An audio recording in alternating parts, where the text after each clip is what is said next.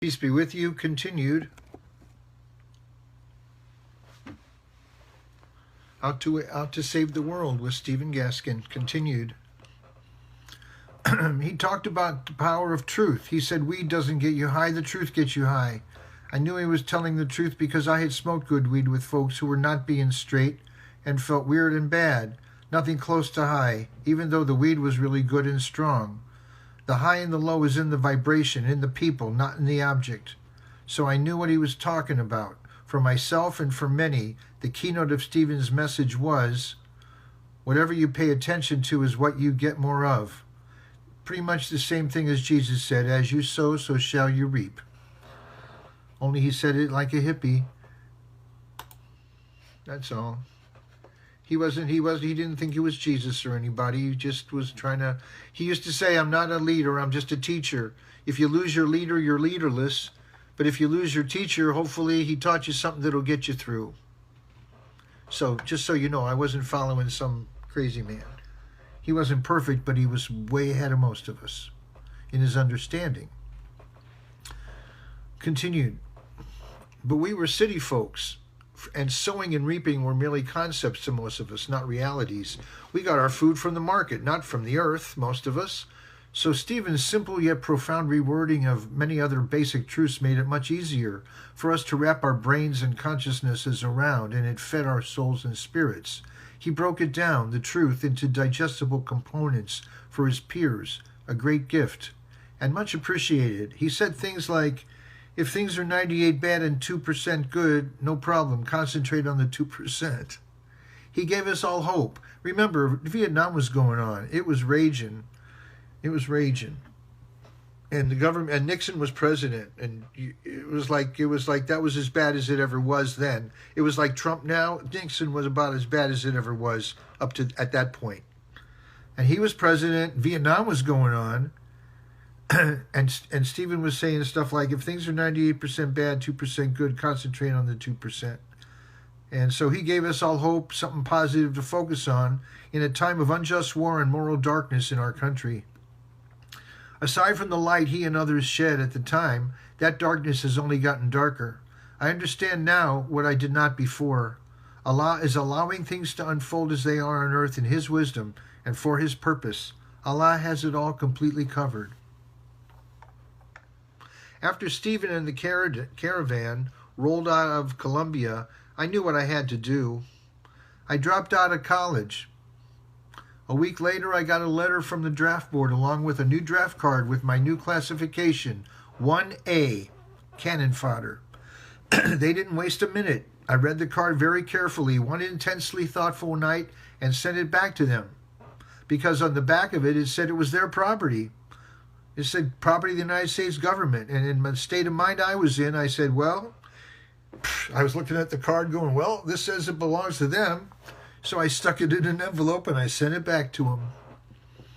And I said, in a very respectful letter, I would very gladly do some civilian service stateside, but I had no intention of going to Vietnam to fight for tungsten and copper and whatever else was in the ground that the greedy industrialists had an insatiable appetite for. I respected the intentions of those who served in the military, those who did not realize what was really going on, who in good faith believed they were really defending their country. It's the management of the country that I have a problem with, not the people who went in not realizing what it was and thinking they were doing it, for all the right reasons. While I was regrouping in Colombia, after skipping enrollment for my last undergraduate semester, while packing up and trying to figure out my next move, I got a letter from the government telling me that I had to report for a pre-induction physical exam in St. Louis, a 2-hour bus ride from Columbia. They told me to be outside of the Columbia courthouse at 4 a.m., and a bus would take me and some other eligible young men from the area to St. Louis and back. The night before, I prepared for the journey for my physical exam by ingesting some peyote and psilocybin. And these are two mushrooms that have been used throughout history among indigenous people for spiritual guidance and clarity. And I also smoked a bunch of weed, cannabis. I do not like the racist term marijuana that was used by William Randolph Hearst to demonize Mexicans back in the reefer madness days of the 1930s. During my college years, I tried a few mind-altering substances, never used a needle, and the result was that I felt I had been catapulted way ahead of society in consciousness and compassion. It was up to my divinely given free will to use what I had learned from my insights or not.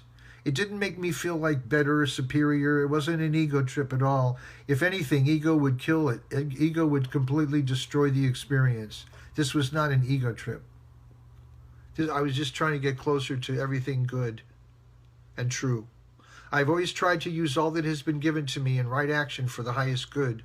And although I had tried some pretty strong laboratory-made psychedelics that opened my mind to a lot of valuable information about life and about myself, I limited my usage of mind and consciousness expanders to entheogenic natural plants, what our Creator made in their most original and authentic states, cannabis in particular. Something Stephen said comes to mind is paraphrased. Acid, LSD, is like a rocket ship, and weed, which is cannabis, is like a burro, and it's only a mile to town. Now let me just say something right here. This is an aside from the book. I am not advocating the use of any of these substances. I know there might be kids reading this or hearing about this or watching it or whatever, and I just want to say I am not advocating the use of these things. These were all vehicles in my life to get me somewhere. Okay? I don't advocate its use now for partying or anything like that. I happen to have bilateral neuropathy, and I do use some of that for medicinal purposes, but it's not to party or to get quote unquote high or anything like that. And whenever I did use this, I always regarded the term getting high as being getting closer to God, not as in getting goofy or crazy. I just wanted to say that. It's because anyone who might be watching this who has young people around, or any young people who are watching it on their own, just to let you know, this isn't permission to go out and get stoned.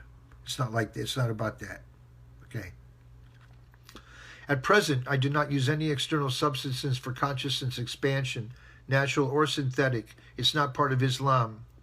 Cannabis is, however, accepted as medicine for many diseases, and some very serious, with the approval of observant doctors in states where it's legal. So there I was, waiting in the cool darkness outside of the Columbia, Missouri courthouse as some other young men began to show up for the bus ride to St. Louis.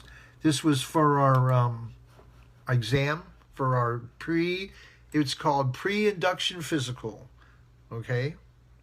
So these kids were showing up, and they had wine and Ripple and other brands, cigarettes, little thin-tip cigars stuffed in their jackets. These are kids. These were country kids. These were kids from the middle of Missouri, farm boys, young, innocent, barefoot boys with cheeks of tan, farm boys. They were just innocent young men. Okay, and they were. You could feel anyway. I was offered a swig or two from their Ripple, and I politely refused them. I told them I was doing just fine, and I certainly was.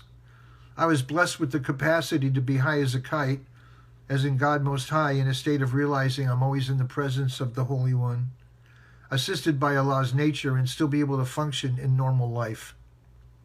It's a gift. And that was my normal. That was my normal. High is my normal, to feel His presence in my daily life, whether externally or internally induced.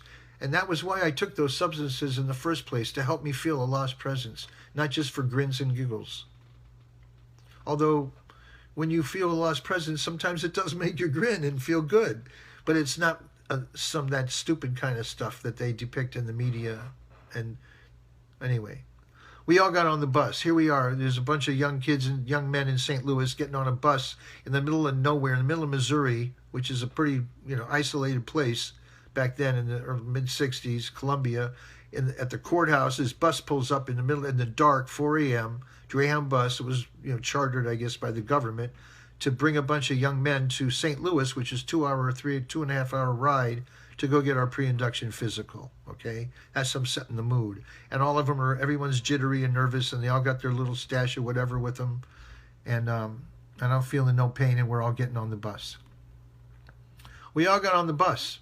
The fear was palpable, even though there were a lot of nervous laughs and tough talk by the young guys. They were all afraid and trying not to show it, for that would not be manly by their macho man social